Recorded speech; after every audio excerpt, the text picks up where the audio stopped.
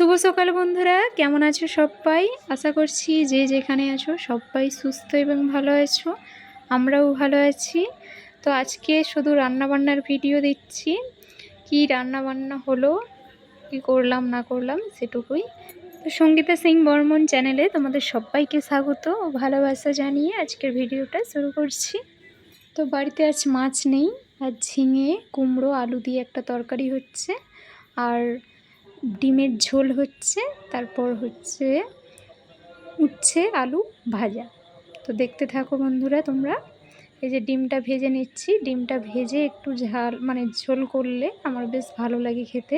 ডিমটা সেদ্ধ করলে অবশ্যই প্রোটিন, কিন্তু ডিমটা সেদ্ধর থেকে আমার এরকমভাবে পিস পিস করে ভেজে ঝোল বা ঝাল করলে মাছের মতো কিন্তু খুব সুন্দর লাগে খেতে। তো তোমরাও একবার বানিয়ে দেখো, যদি ভালো লাগে আমাকে জানিও।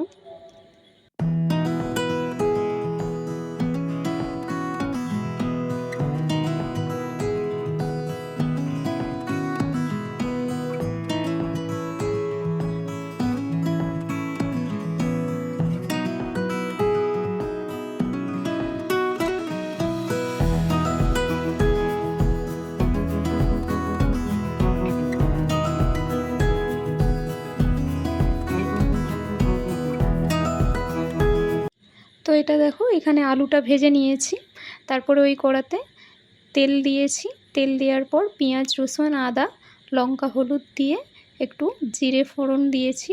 দেওয়ার পর এখানে দেখো ভালো করে কষানো হয়ে গেছে, মশলাটা ভালো করে একদম ঝরঝরিয়ে একদম কষিয়ে নিয়েছি। তো কষানোর পরেই একটু জল দিয়ে ভালো করে একটু করে নিচ্ছি। দেখো আরও একটু ভালো করে কষিয়ে তারপর আলুটা দেওয়ার পরেই একদম জলটা ঢেলে দিয়েছি।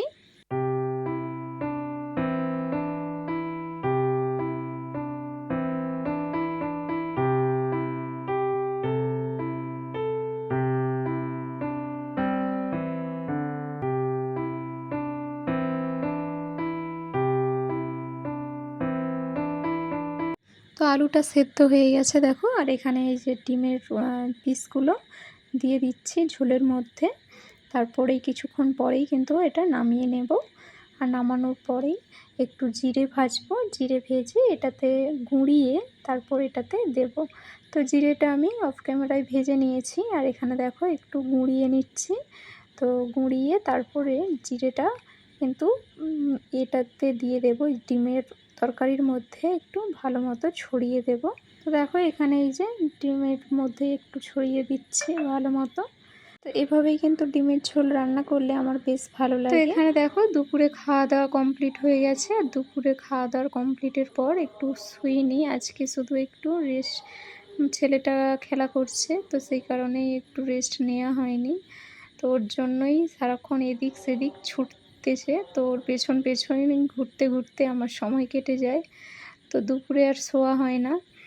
তো দেখতে থাকো, এখানে বিছানার পাতনিটা ভালো করে একটু বেছাবো, তো সেই কারণেই আমি এই যে বিছানাতে একটু কাঁথা পেতে নিচ্ছি। কাঁথার পরেই আমি বিছানায় একটু বালিশের কভারগুলো পরাবো, তারপরে এই যে বেডশিটটা পেতে নেব। দেখো এই যে বিছানার লুকটা কত সুন্দর লাগছে দেখতে। তো বন্ধুরা, আজকের মতো ব্লগটা এখানেই শেষ করছি, আবারও নেক্সট ব্লগে দেখা হচ্ছে।